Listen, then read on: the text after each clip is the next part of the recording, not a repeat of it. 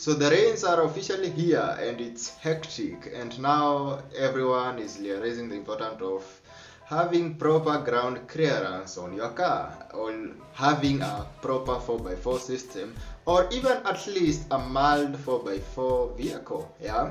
So the SUV market is selling these times. This is because everyone now wants a vehicle that can wade through water, a vehicle that can get them home, and simply because ground clearance is now can be a matter of life and death sometimes. So kama unaishi one of these areas where it's been flooding, I feel by now you may make the right decision of your next future car. So one advantage of having high ground clearance is that when you get to wade across water or deep water, chances of water being sucked into your engine will be minimal, hence less chances of you destroying your engine. So when a vehicle is too low and then you get to wade across water and the water is to the level of your grill, chances are that water will find its way to the intake of the engine. And you know, whenever water finds it in the intake, the next thing is that the engine will kill itself in the process. So that is one disadvantage of driving a low vehicle in such conditions, and especially now it's been raining and everywhere, even in the town. Now you find even in CBD, some of the areas will have to be splashing water or such. So any level of water that is just above your bumper is dangerous to your vehicle. So if you find that you are trying to wade through water and the water is about to get to the level of your bonnet, just abort the mission and don't get into that water, because chances are by the time unafika katikati, engine inaweza kuingiza too much water, and the next thing is that you'll get stuck in the middle of the water and get stranded, and maybe by this time it's at night, hence you'll have to sleep in the world outside. Yeah, so utateseka in the process. So on to the high ground clearance vehicles. Now guys are now realizing the importance of mid-size SUVs because they are less cheaper than the full-size SUVs, and they are more versatile, and they offer the advantage of proper ground clearance, or some even have proper 4x4 systems.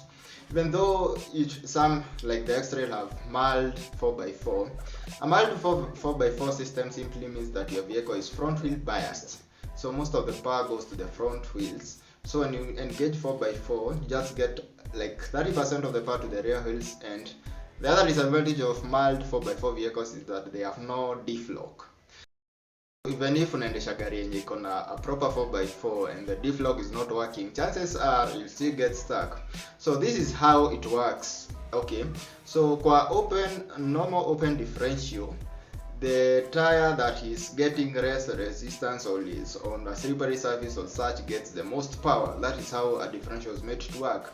So the wheel that will be on the slippery surface will spin and spin, or the wheel that is on a surface where you can get some traction will not even be spinning. So you'll totally get stuck. That's why you find in some vehicles, kama gari yako haina diff lock, tire moja ya nyuma tu ikiinuka, you are stuck forever because you cannot move. The wheel that is in air will just be spinning and spinning and spinning without getting any traction to the other wheel. But if you have a diff lock, you'll be able to lock the differential, which means that power will be shared 50-50 to both of the wheels. So this basically means that even if a wheel gets on a slippery surface, the other wheel still gets 50% of the power and torque, which means the chances are you'll be able to get out of that situation. So here are some of the best vehicle options for anyone mwenye anaishi area it's likely to flood or the roads will be hectic. One of the best options is a double cab pickup. A double cab pickup is so versatile in that it offers the SUV comfort in the 5 seats, and it's spacious enough, and you have a lot of luggage area huko nyuma, na pia it can tow. So kama uko na mzigo kubwa sana, you can still tow with a trailer. You find that the Hilux unaweza pata inaweza manage to tow up to 3 tons, especially the 2.8 liter Hilux turbo diesel. So that is one vehicle that is so recommended because so versatile, it offers proper ground clearance, it offers SUV comfort, and the other good thing is that hii gari inakuja na a proper 4x4 system, which means getting stuck in it maybe when mwenyewe ndo umeshindwa ku-drive inafaa. Yeah. Other vehicles are the mid-size SUVs. Unaoneza wakina Mazda 6.5, Subaru Forester, and such vehicles, or even hizo sasa, they are cheaper than the full size SUVs and they still offer proper ground clearance na pia ziko na some aspect of 4x4 capabilities. The other good vehicles is now the Toyota Prado TX category or such, or the Pajero. These are vehicles zenye ni SUVs lakini bado off-road zinawezana because they have proper 4x4 systems, to get you out of hectic situations. So the other vehicle that I would recommend, this is for wenye watashindwa kupata, that is the full size SUV, the mid size SUV, or even the double car pickup, is looking for some proper performing two-wheel drive vehicles. One of the good examples is the Toyota Probox. Toyota Probox inakuanga na some respectable ground clearance wenye wameangalia vizuri, and kwa matope pia it can perform good, especially if you get it good tires, na weke, because it is a front wheel drive, that vehicle is so capable kwa rough roads. I don't know the magic behind it, but it's that is one vehicle I would recommend. Achana na hizi Nissan Wing Road nini, hizo zitakulalisha kwa barabara usiku. Just go for a Probox if you can't get the rest, yeah. So the vehicles to avoid basically is the rear wheel drive vehicles.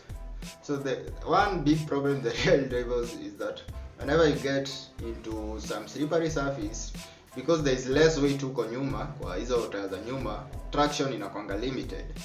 So unapatanga kama makeks ina struggle sana kwa matope, hadi ukifika tu kwa nyasi slippery, you not get yourself out. So that is one disadvantage of rear wheel drive vehicles. So basically it's better to look for a front wheel drive vehicle in the handle some mild off-road kuliko some of these rear wheel drive vehicles. The only hack kwa rear wheel drive vehicles ni get some weight huko nyuma. So kama unajua utaenda kwa barabara iko na matope sana, chukua gunia, eka mchanga, at least 100 kg kwa boot. That one will go a long way in improving the traction of that vehicle. So that was my take on how to deal with this flooding and everything. Another option is adding a snorkel to your vehicle. So kama umeobserve hizi Land Cruiser Safaris, these vehicles used by tourists inakuanga na snorkel air cleaners yenye imeko huko juu. So the reason behind that is to avoid, when wading through water, to avoid the engine getting to suck water. So in that case, there is no chance the engine ukiwetu kwa maji, hata ifunike bonnet, ati engine itanyonya maji. So hapo it's a bit safer, but it's not always practical and it's ugly even kuweka kwa gari zingine. Some SUVs kuweka snorkel itakaa vibaya. Snorkel is only applicable to the guys when you're on a pickup, ama Land Cruiser, ama Land Rover, yeah. So that was my take on that. So guys, keep on subscribing, and to the new subscribers, thank you so much. I deeply appreciate you, and keep on following and liking for more videos. Thank you.